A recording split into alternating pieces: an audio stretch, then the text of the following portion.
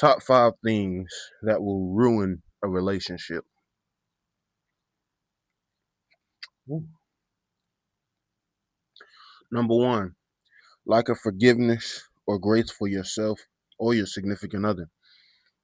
Whenever we go through life, tunnel vision, only working for the weekend or trying using this moment as a means to an end in any way, shape, or form, you will always lose.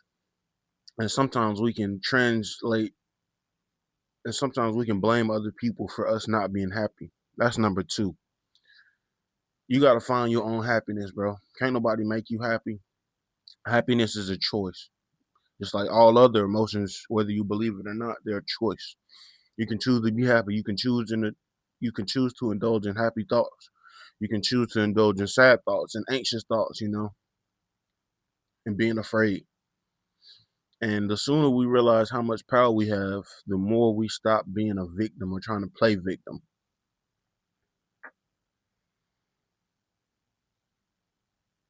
Number 3, lack of self-care, lack of daily me time.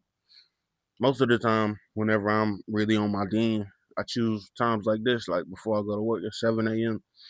Just woke up a little while ago, poured a little shot, rolled something up. And normally, this is when I do my breath work. I follow this dude on social media. His name is called Profound Pondering. I listen to a lot of those videos, and they get me back to center myself. They get me back to the version of me that is just the watcher of these thoughts and not the thinker.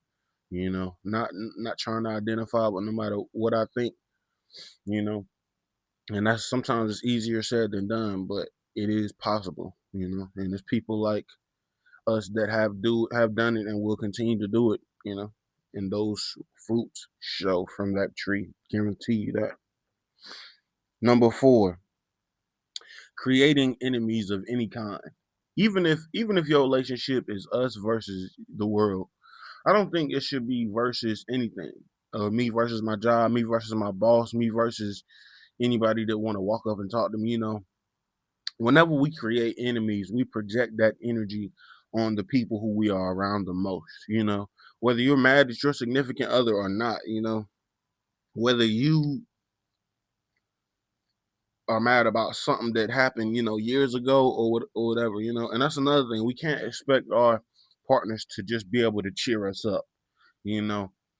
Like I said earlier, how you feel is a conscious decision. It's a decision that we're all making, whether it's conscious or not actually. But please don't put that weight on somebody else. Somebody, if it's your mama, your husband, your significant other, your dog, bro.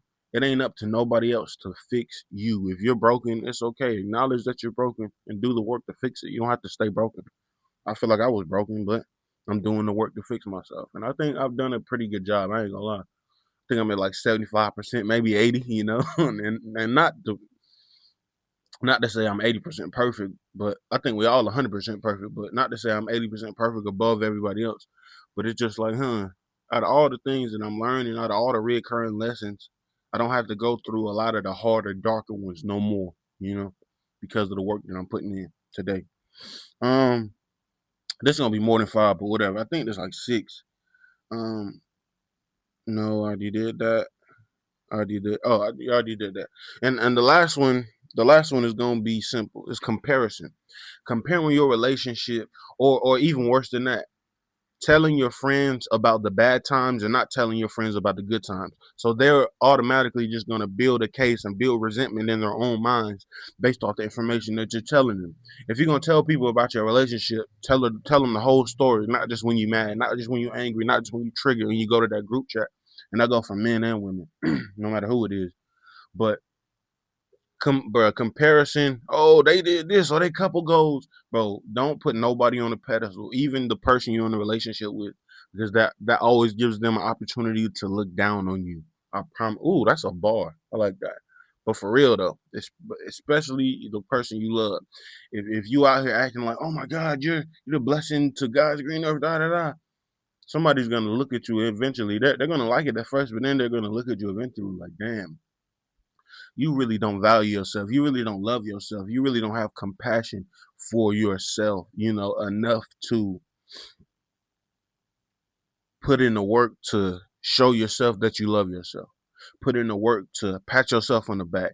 Put in the work to count the very small wins, because it's the small wins that that stack up to towers. So when you may even lose a couple of those wins off the top, you still got a solid foundation. You feel me?